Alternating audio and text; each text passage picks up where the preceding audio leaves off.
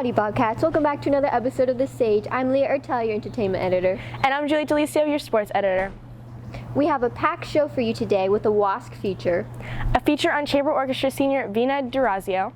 A look back at AP Gov special guest speaker Dr. Peter Irons. And a live sports interview with boys lacrosse. Let's start the show.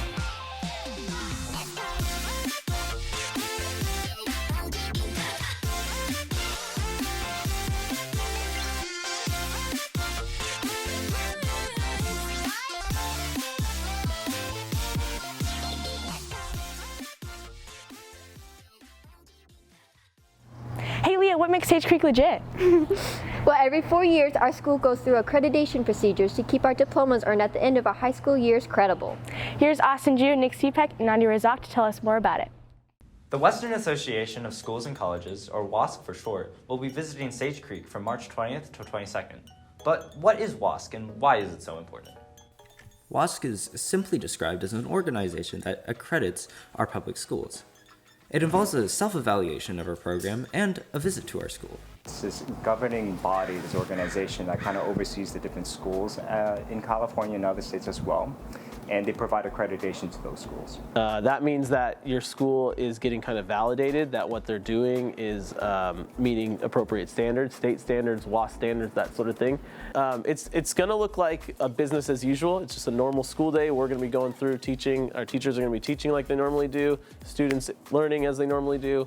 We'll just have 5 to 6 visitors on campus. They'll be faces you haven't seen before. They'll probably have badges or name tags that kind of distinguish themselves. And they'll be popping into classrooms, kind of maybe watching 10 minutes, 20 minutes, seeing what's going on in classrooms. They'll be interviewing and meeting with teachers. They'll be meeting with parents. And they might even come up to students and ask them to meet with students. So they might give you a pass that says, come to this classroom during this period. And you and a group of your peers might be interviewed, and they just want to get your experience and your feedback on what it's like at Sage Creek.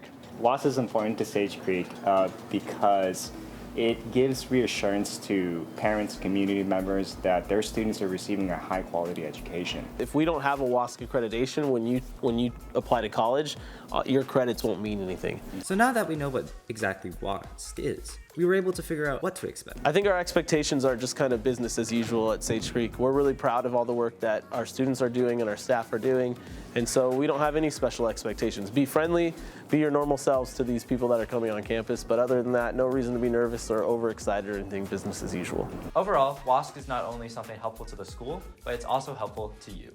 This has been Nadia Razzaq, Cepek, and Austin Ju reporting for The Sage. Thank you guys, our students and staff here are amazing. One student in particular is Veena Durazio.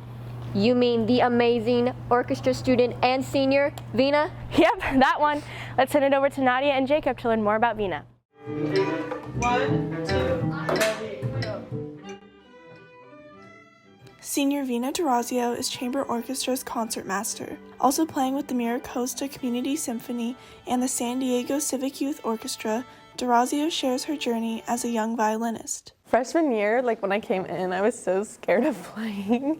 I was really scared, and I don't know, I think it gave me a little bit of confidence. It's been great working with other students, and it's especially because I've known a lot of these people for a long time, just because it's very collaborative.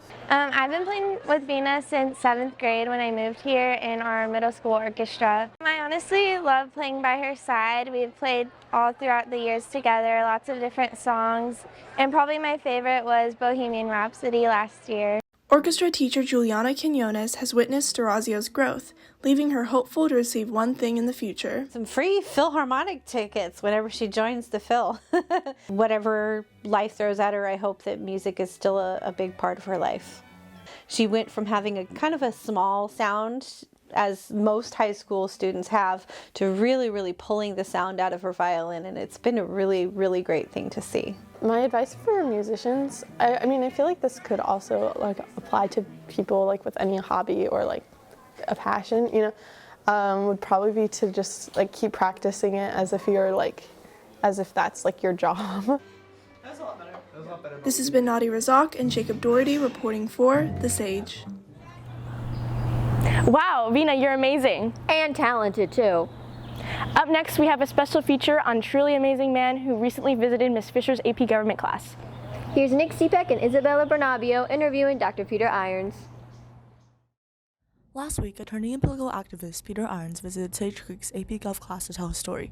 Dr. Irons had overturned the conviction of the Korematsu v. United States case, freeing Japanese Americans' names from internment camps. Well, one thing about my career, which has mostly been teaching, is that I went to law school fully intending to go back to teaching. It affected my career basically in the kinds of things that I wound up doing, which is studying law, but studying law really from the ground up. Dr. Irons is not only a lawyer, but also a professor at UC San Diego and an author of over 13 books. I wrote a book called The Courage of Their Convictions. And what I did, I picked out 16 Supreme Court cases that I knew about, tracked down the people who had started those cases. So I interviewed these people and I put them into the book, and this is their first-person accounts. Dr. Irons' visit was an amazing opportunity for AP government students to learn about the importance of standing up for your beliefs. The beauty of having someone like Dr. Irons in the classroom is that he is history. He isn't just someone who teaches civil rights and talks about things that have happened in the past. He was there.